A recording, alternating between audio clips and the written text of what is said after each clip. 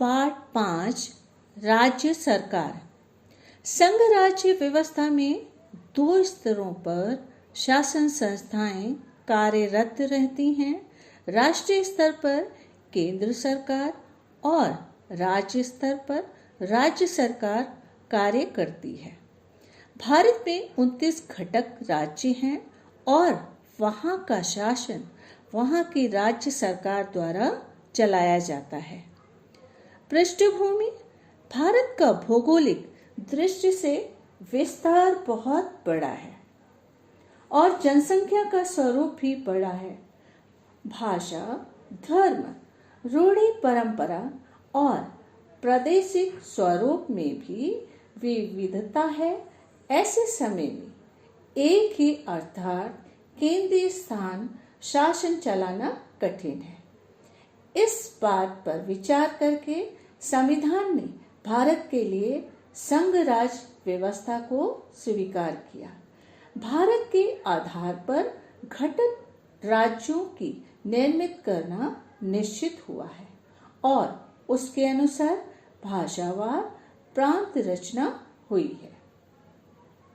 राज्य सरकार का विधिमंडल केंद्र की संसद की तरह राज्य स्तर पर प्रत्येक राज्य का विधिमंडल है।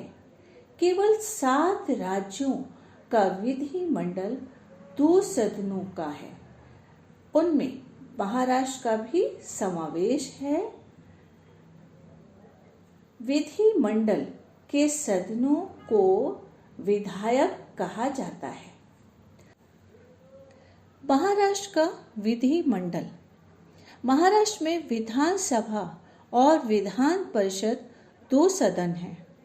विधानसभा महाराष्ट्र विधिमंडल का प्रथम सदन है और उसकी सदस्य संख्या 288 है। एंग्लो इंडियन समाज को पर्याप्त प्रतिनिधित्व न होने पर राज्यपाल इस समाज में एक प्रतिनिधि को विधानसभा पर नियुक्त करते हैं। अनुसूचित जाति और अनुसूचित जनजाति के लिए कुछ सीटें आरक्षित होती हैं। चुनाव के लिए पूर्ण महाराष्ट्र का निर्वाचन क्षेत्र में विभाजन किया जाता है। प्रत्येक निर्वाचन क्षेत्र से एक प्रतिनिधि का चुनाव होता है। विधानसभा का कार्यकाल 5 वर्ष का होता है।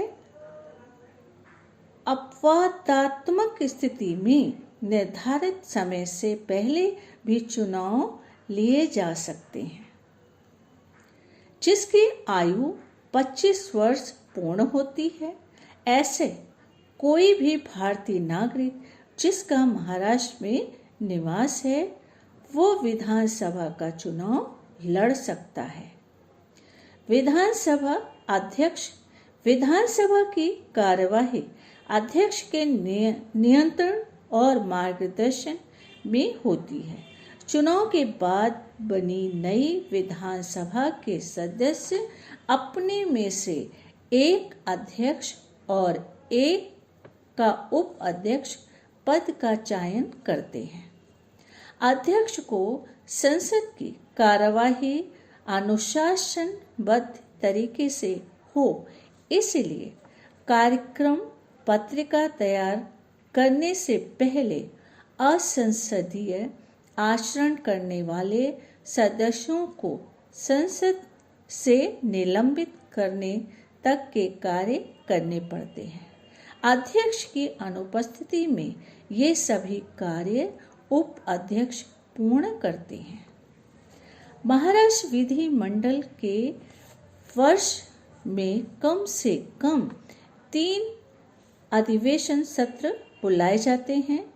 बजट विषयक और मानसून सत्र मुंबई में और शीतकालीन सत्र नागपुर में होता है। विधान परिषद महाराष्ट्र विधिमंडल का यह दूसरा सदन है। इसका चुनाव अप्रत्यक्ष रूप में समाज के विविध घटकों द्वारा किया जाता है। महाराष्ट्र विधान परिषद के सदस्यों की संख्या 78 है। इसमें राज्यपाल, कला, साहित्य, विज्ञान, समाज सेवा जैसे क्षेत्रों में तज्ञ व्यक्ति की नियुक्ति करते हैं और अन्य प्रतिनिधि विधानसभा, स्थानीय शासन संस्था, शिक्षक, निर्वाचन क्षेत्र, स्नातक निर्वाचन क्षेत्र से चुने जाते हैं। विधान परिषद पूर्णतः विसर्जित नहीं होती है। इसमें निर्धारित सदस्य 2 साल बाद अवकाश प्राप्त करते हैं और उतनी ही सीटों के लिए चुनाव होकर वे पद भरे जाते हैं। विधान परिषद की कार्यवाही विधान परिषद के अध्यक्ष के नियंत्रण और मार्गदर्शन में चलती है। अध्यक्ष की अनुपस्थिति में उपाध्यक्ष इस दायित्व का निर्वाह करते हैं। महाराष्ट्र का कार्यकारी मंडल। महाराष्ट्र के कार्यकारी मंडल में राज्यपाल, मुख्यमंत्री और मंत्रिमंडल का समावेश होता है। राज्यपाल केंद्रीय स्तर पर जिस प्रकार राष्ट्रपति नामधारी प्रमुख होते हैं, उसी प्रकार घटक राज्य के स्तर पर राज्यपाल नामधारी प्रमुख होते हैं। राष्ट्रपति द्वारा राज्यपाल की नियुक्ति की जाती है। जब तक उनकी इच्छा है तब तक वे पद पर रह सकते हैं। राज्यपाल को भी कानून विषयक महत्वपूर्ण अधिकार प्राप्त है। उदाहरण, विधानसभा और विधान परिषद द्वारा पारित विधेयक राज्यपाल के हस्ताक्षर होने के बाद ही कानून में परिवर्तन होता है। विधिमंडल का सत्र बुलाने का अधिकार राज्यपाल को प्राप्त है। जब विधिमंडल का सत्र नहीं होता है, तब ऐसी स्थिति में कोई कानून बनाने की आवश्यकता निर्माण हुई तो राज्यपाल उसका अध्यादेश निकालते हैं। मुख्यमंत्री और मंत्रिमंडल। विधानसभा में जिस दल को स्पष्ट बहुमत मिलता है, उस दल का नेता मुख्यमंत्री के रूप में चुना जाता है। मुख्यमंत्री अपने विश्वास पात्र सहयोगियों का मंत्रिमंडल में समावेश करते हैं।